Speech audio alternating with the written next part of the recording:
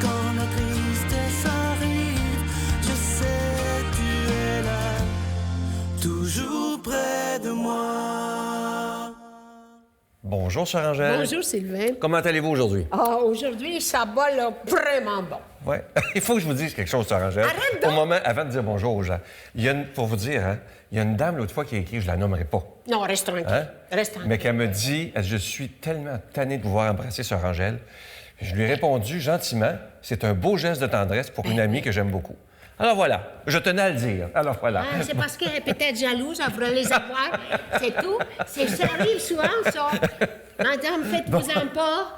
Restez calme. Oui, voilà. Bonjour, bienvenue à votre émission La Victoire de l'amour. J'espère que vous allez bien aujourd'hui. On se prépare à vivre une belle émission avec un médecin qui a vécu des épreuves. Parfois, on s'imagine que les médecins font partie d'une race à part, qui n'ont pas d'épreuves.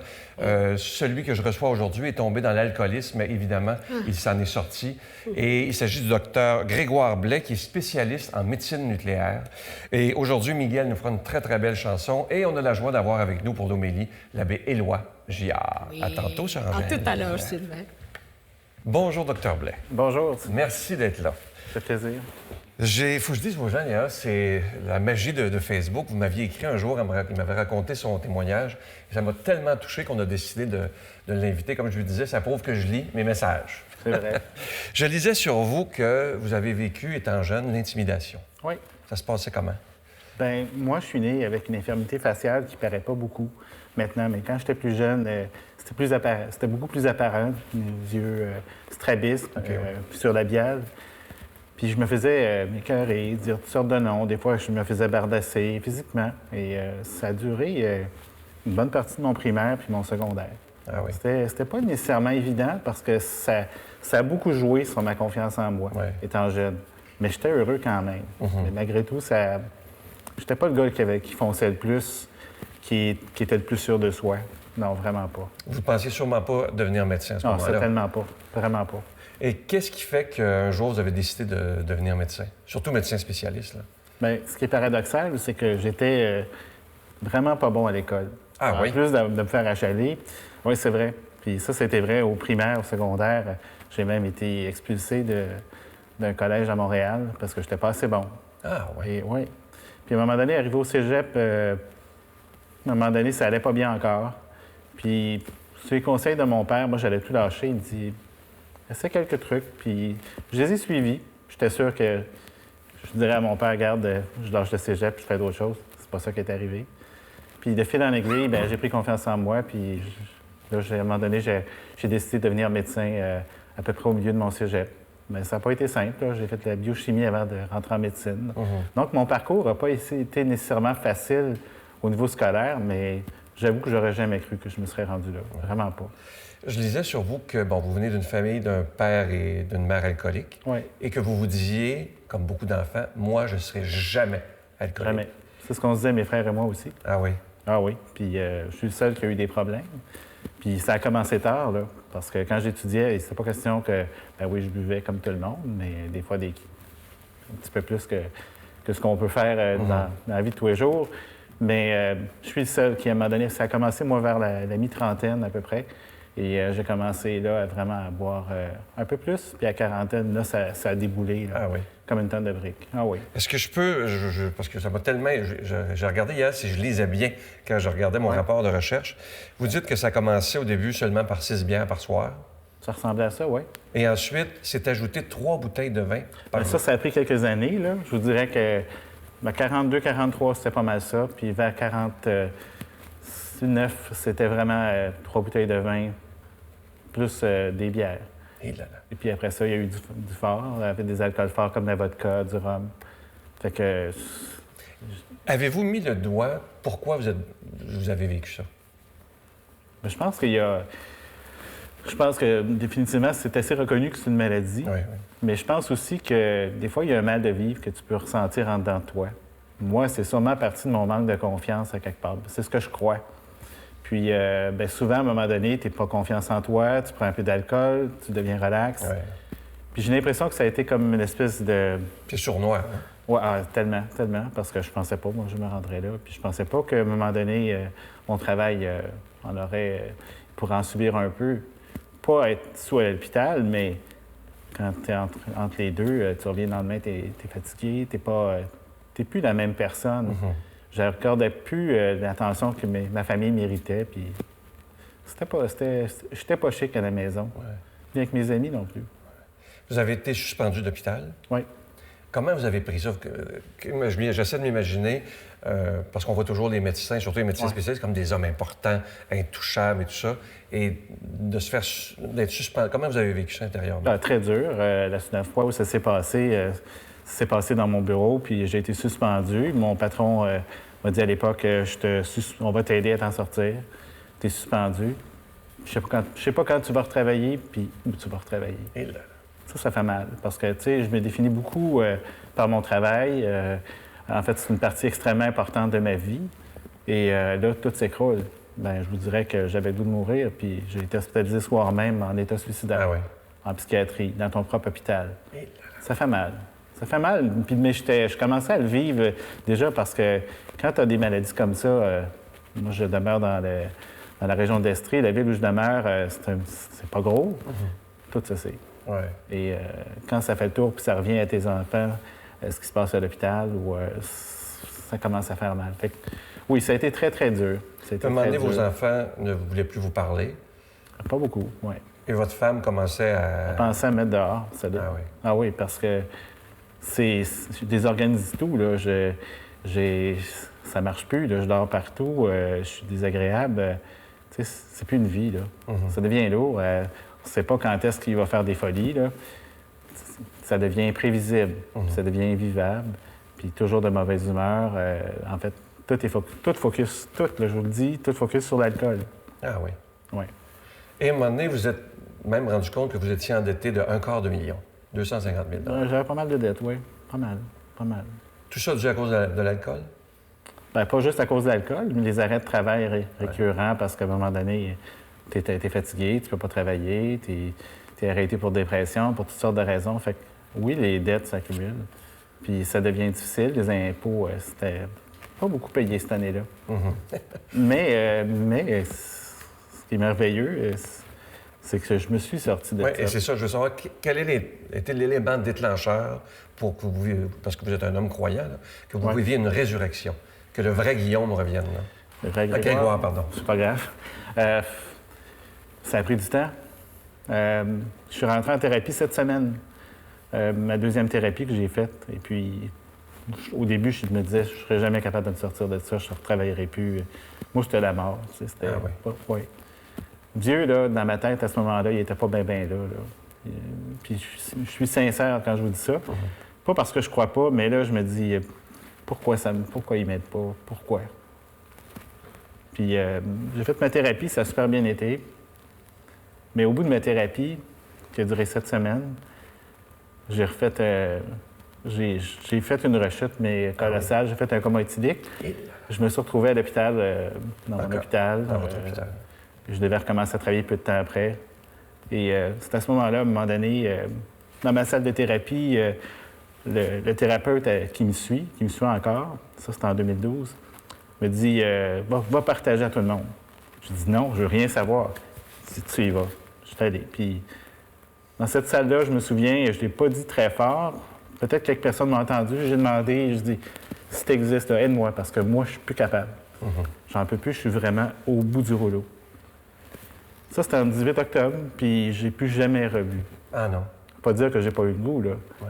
Ce serait mentir. Mais moi, ça me plaît à l'esprit de croire qu'il m'a écouté. Puis que ça... Effectivement, il m'a aidé. Il m'aide encore à être sobre. Puis dans tout ce que je vis maintenant, puis je vis bien des belles choses. J'étais allé en expédition 2 fois pour ramasser des fonds pour des œuvres caritatives, dont la fondation de Robert Piché. Vous travaillez avec Robert Piché, oui. Oui, je travaille aussi, je les aide dans leur fondation, mais Espace Multisoleil aussi, on a fait 2 expéditions en montagne, en très haute montagne. C'est extraordinaire ce que j'ai vécu. J'ai recommencé à travailler, ça va bien, la vie me sourit. Ça peut pas se faire tout seul, ça. Ben, en tout cas, c'est ma perception à moi. Une belle résurrection. Oui. Et quel est le regard maintenant de vos collègues de travail, de vos enfants, de voir que vous êtes parti de 2012? Est-ce que vous êtes aujourd'hui un homme, je vous vois très, très bien? Là, très... Oui, ça va bien, pas à l'abri. Au travail, bien, c'est sûr que maintenant, ce qui m'a fait sourire, c'est que 2 de mes collègues m'ont appelé à l'aide. Ah oui. Oui. Puis même maintenant, la direction de l'hôpital, dans certains cas, m'a appelé pour un cas particulier, pour un support. Puis je me dis, la perception du gars qui avait des problèmes a vraiment changé. Et ça, je suis vraiment fier de ça. Je suis fier de dire que, ben oui, on peut avoir des gros problèmes, des problèmes qui sont comme l'alcoolisme, la toxicomanie, mais qu'à un moment donné, si tu fais ce que tu as à faire, ça peut changer, puis tu peux même être amené à aider d'autres personnes. Ouais. Puis moi, ces 2 médecins-là, ben là, ils vont bien. Fait que ça, je trouve ça fameux. Puis j'ai une belle perception de l'hôpital par rapport à ma problématique. Fait que ça me fait chaud au cœur. Ça me fait dire que quand on y met, quand on prie, quand on fait ce qu'on a à faire, il y a bien des choses de possibles. Ah, tellement, tellement. Est-ce que vous réalisez à quel point ça prend de l'humilité, surtout pour un médecin, là, de raconter ça? Je trouve ça tellement beau, j'en reviens pas. Êtes-vous conscient de ça, l'humilité que ça vous prend? Oui, oui, mais en même temps, moi, ça m'aide de faire ça. Puis si je peux aider ne serait-ce qu'une personne, je vais être heureux de ça. Puis je t'ai rendu tellement bas que... Oui, ça en prend de l'humilité, je le sais, mais pour moi, je suis content de le faire. Et maintenant, vos enfants, comment ça va avec eux? De voir que papa ça va est bien. sorti. Oui, ça va bien, ça va bien. Même un de mes enfants qui a eu plus de problèmes, j'essayais de lui dire d'arrêter, mais moi, je consommais à l'époque. Il y avait aussi des problèmes, dans la vingtaine. Puis, à un moment donné, en revenant d'un souper à Noël où j'étais conducteur désigné, parce que je ne bois pas, et il me dit, en tout cas, je suis vraiment impressionné du parcours qu'il a fait. C'est ma plus grande inspiration pour essayer de régler mes problèmes de dépendance. Les autres enfants, oui, ça va bien. Ils sont heureux de revoir leur père heureux. Puis ça, c'est extrêmement précieux. Puis, est-ce qu'il y a une peur en vous de retomber un jour? Oui, c'est sûr. C'est ce qui me permet, je pense, une peur, je ne sais pas si c'est le bon terme, je dirais que je suis vigilant. Parce que j'ai tellement perdu, je suis tellement bien maintenant que ça ne me tente pas de retourner en arrière. Mais je serais menteur de vous dire que je ne repense pas à boire, ça c'est vrai. Ouais. Mais je veux tellement pas perdre. Puis donc, je suis vigilant. Puis ce que je fais, c'est que je m'implique dans des associations anonymes. Beaucoup de réunions tous les semaines. Si vous faites les gestes qu'il faut, là. C'est ça. C'est ça. Je m'implique dans des fondations. Ça, c'est très précieux. Je pense qu'en donnant aux autres, ça m'aide d'être dans la bonne voie. Et qu'est-ce que vous auriez à dire à des gens qui, présentement, qui écoutent, là, il y en a partout, qui étaient là où vous étiez, dans le fond du baril, et qui pensent qu'ils s'en sortiront pas, là? Ils sont là. Qu'est-ce que vous auriez à leur dire? Bien, d'aller chercher de l'aide, de prier, s'ils croient, et que c'est toujours possible de s'en sortir si on est vraiment déterminé à s'en sortir, mais d'aller chercher de l'aide. Et ça existe. Puis qu'on n'est pas tout seul dans cette situation-là. Il y a tellement de monde qui le sont. Et de faire ce qu'on a à faire. En terminant, j'aimerais m'adresser aux gens qui sont à la maison. Le docteur Grégoire vient nous dire, dans une grande humilité, ce qu'il a vécu, il s'en est sorti. Mais j'aimerais aujourd'hui, vous êtes plus de 200 000 à écouter. Vous savez à quel point je crois à la puissance de la prière, qu'après l'émission, on puisse prier pour Grégoire, afin qu'il ne retombe pas, mais aussi pour tous ceux qui ont peur de retomber ou qui ont besoin d'aide présentement, afin qu'il ait le courage de demander de l'aide. Merci d'être ce que vous êtes, parce que vous allez aider beaucoup de gens, j'en suis convaincu. Et je vous offre une chanson interprétée par Miguel, qui est sur son nouvel album, Marie. Merci.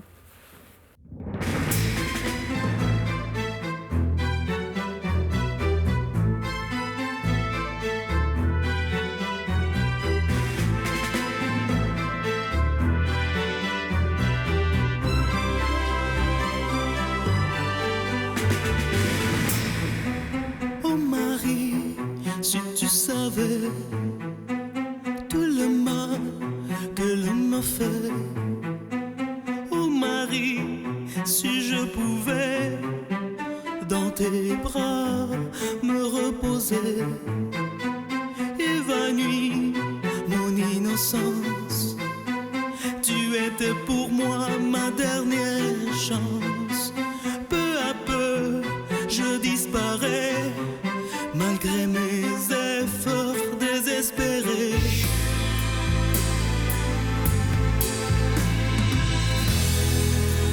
Rien ne sera jamais plus pareil.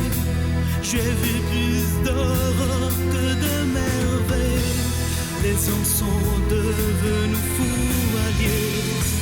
Je donnerai tout pour oublier.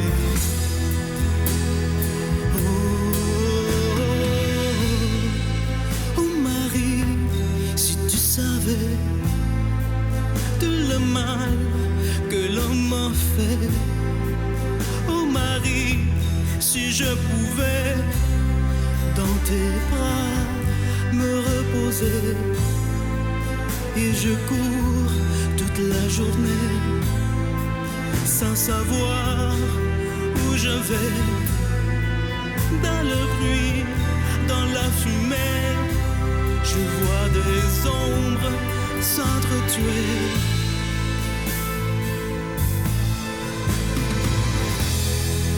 Demain ce sera le grand jour. Il faudra faire preuve de bravoure, monter au front en première ligne. Oh Marie, je t'en prie, fais-moi un signe.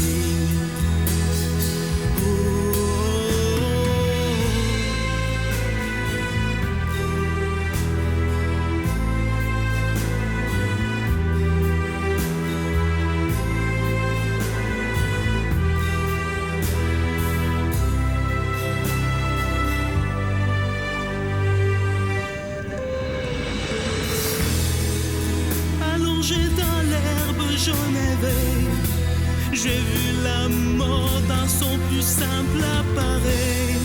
Elle m'a promis des vacances, la mort m'a promis sa dernière danse.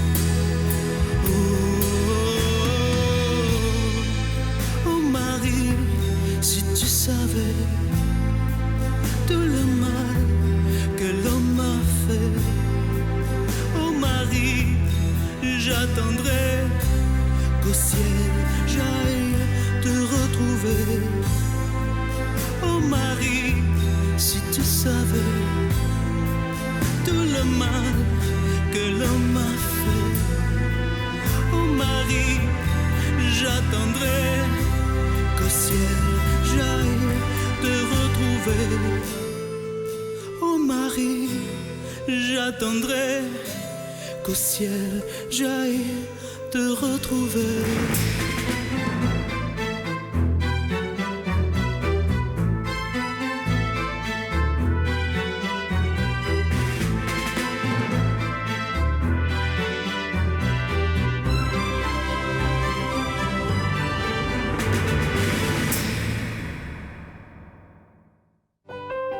Notre Père qui es aux cieux, que ton nom soit sanctifié, que ton règne vienne, que ta volonté soit faite sur la terre comme au ciel. Donne-nous aujourd'hui notre pain de ce jour. Pardonne-nous nos offenses comme nous pardonnons à ceux qui nous ont offensés. Ne nous laisse pas entrer en tentation, mais délivre-nous du mal, car c'est à toi qu'appartient le règne, la puissance et la gloire pour les siècles des siècles. Amen.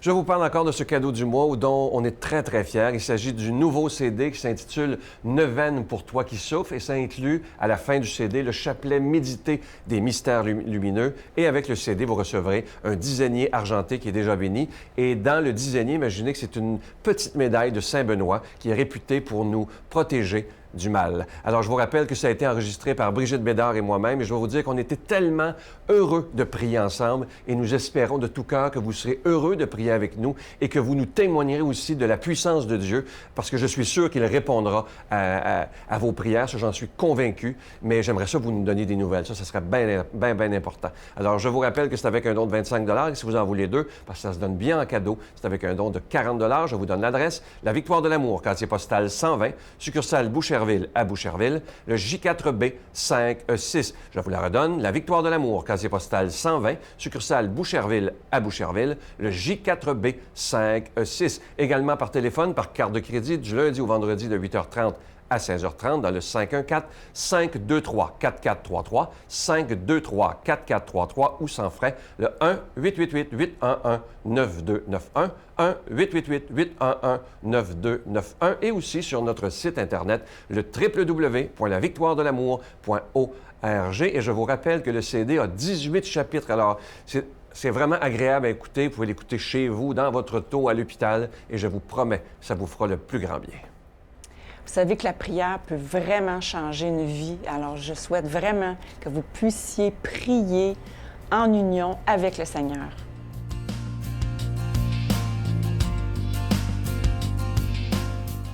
Bon dimanche.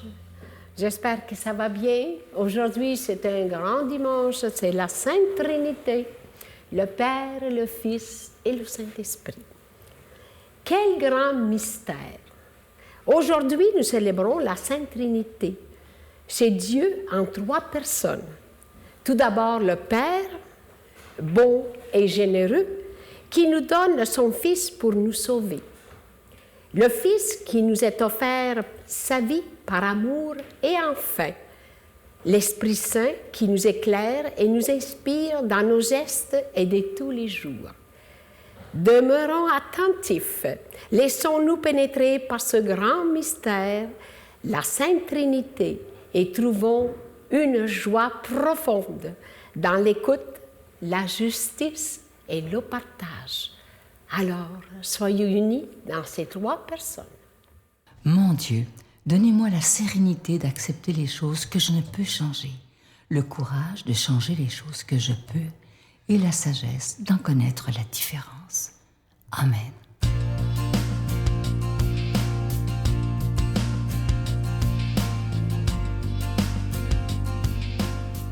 Eh bien, bon après-midi, chers amis. C'est une belle joie de se retrouver encore aujourd'hui en cette fête de la Sainte Trinité. Comptez pas sur moi pour vous dire comment 1 + 1 + 1 = 1, je ne suis pas capable. Mais on va réfléchir les choses à un autre niveau, pas au niveau mathématique, mais au niveau de l'amour. Et là, on va faire du chemin. Enfin, j'espère qu'on pourra faire quelques pas dans l'amour ensemble. Le texte ne peut pas venir d'un autre évangile que celui de Jean, quand c'est question de la Trinité. À l'heure où Jésus passait de ce monde à son Père, il disait à ses disciples, « J'aurai encore beaucoup de choses à vous dire, mais pour l'instant, vous n'avez pas la force de les porter. Quand il viendra, lui, l'Esprit de vérité, il vous guidera vers la vérité tout entière. En effet, ce qu'il dira ne viendra pas de lui-même. Il redira tout ce qu'il aura entendu, et ce qui va venir, il vous le fera connaître. Il me glorifiera, car il reprendra ce qui vient de moi pour vous le faire connaître. Tout ce qui appartient au Père est à moi. Voilà pourquoi je vous ai dit, il reprend ce qui vient de moi pour vous le faire connaître. » J'entendais tantôt le docteur Grégoire touchant dans son humilité, fort dans sa faiblesse, dans l'impact que ses paroles avaient sur moi. Et je l'entendais parler au fond du grand vide qu'il avait au-dedans de lui.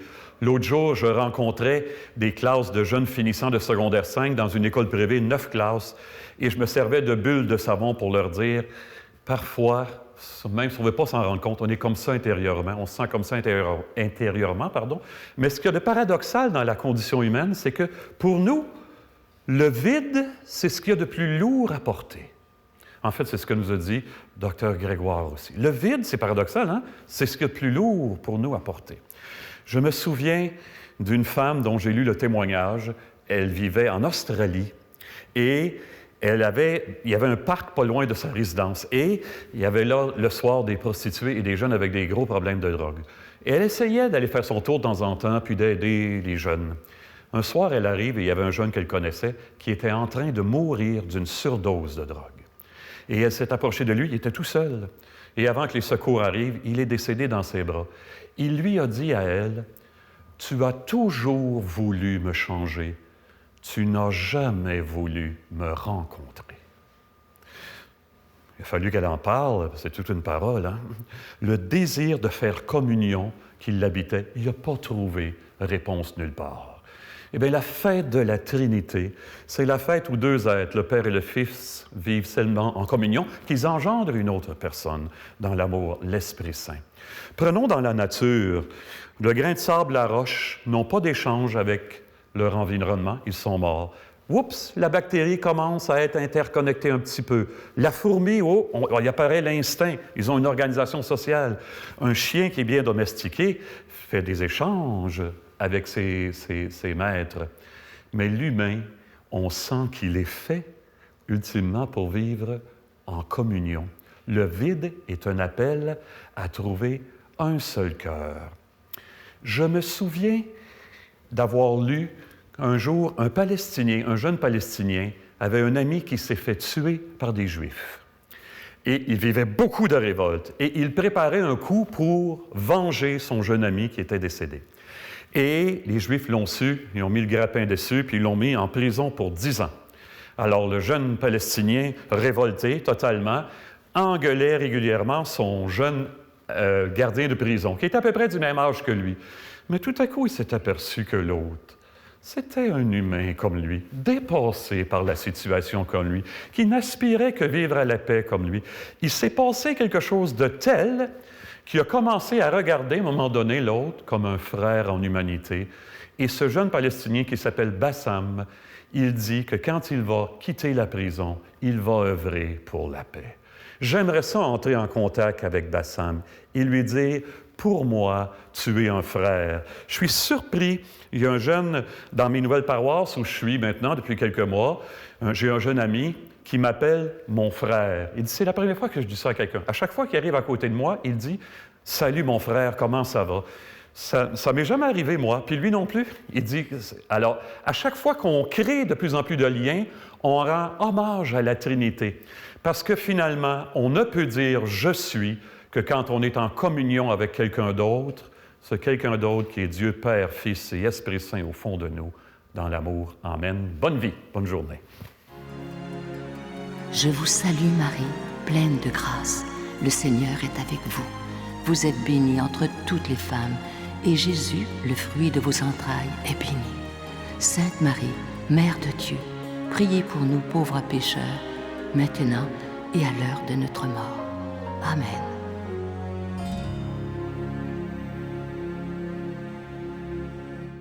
Donne-moi rendez-vous dans l'éternité, qu'il faut croire toujours en toi. Mais mon Dieu, j'ai besoin de toi, comme lui savoir dresser la table, chanter l'amour, gens de toute la terre. Mon cœur, je l'ai gardé pour toi, mon Dieu. La victoire de l'amour, c'est la force de la foi. On a tous un rendez-vous. Sœur Angèle, je ne sais pas si vous êtes comme moi, mais ce témoignage-là m'a touché, moi, d'une façon incroyable. Avec raison. Ouais. Avec raison. L'humilité de ce médecin-là, moi, m'a vraiment, vraiment touché. Et je veux m'adresser, comme je le disais tantôt, à tous ceux qui aujourd'hui souffrent, qui vivent des moments difficiles. Ça peut être une dépendance à n'importe quoi. Vous avez vu le témoignage du docteur Blais. Il est possible de s'en sortir. Lui était rendu au fond du baril. Il n'en pouvait plus. Et il a crié vers quelqu'un qui est plus grand que nous, qui est Dieu, qui est Jésus de Nazareth, qui peut tellement nous prendre simplement de là où on est, vous dire, mon gars, ma fille, t'es beaucoup plus beau, t'es beaucoup plus belle que tout le mal que tu as pu faire. Ça, c'est vrai. Il ne faut pas rester dans ce mal-là, ce mal-être, comme on dit. C'est mal la vie. Oui. Et il y a toujours moyen de s'en sortir, mais demandez de l'aide. Vous allez voir que tout deviendra possible. Et comme vous l'avez vu avec le docteur Blais, la vie, après, elle peut être encore absolument extraordinaire. Je vous souhaite une belle journée, bon courage, et moi, je vous attends demain matin. Bye, Sœur Angèle. Et vive la vie! Vive la vie! Bye!